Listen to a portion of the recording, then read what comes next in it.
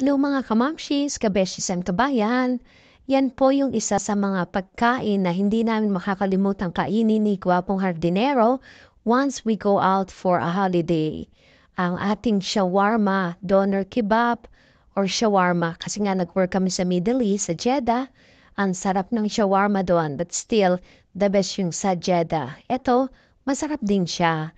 Kaya lang namimiss nga namin, so kaya kumakain kami every time lumalabas kami ng bansa. Yan, hindi namin imimiss yung shawarma. So we normally order the mix kebab or mix shawarma, yung may lamb at saka chicken. Napakasarap naman po yan, grilled.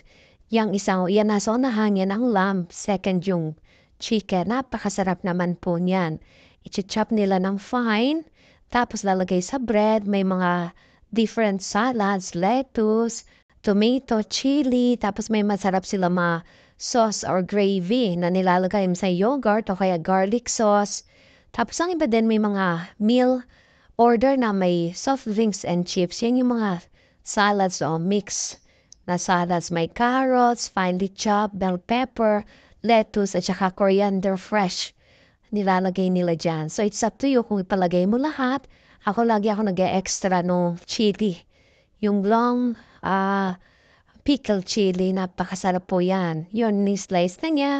Ang iba, ginikrill to, pina-fried pa nga para mas lalong crunchy.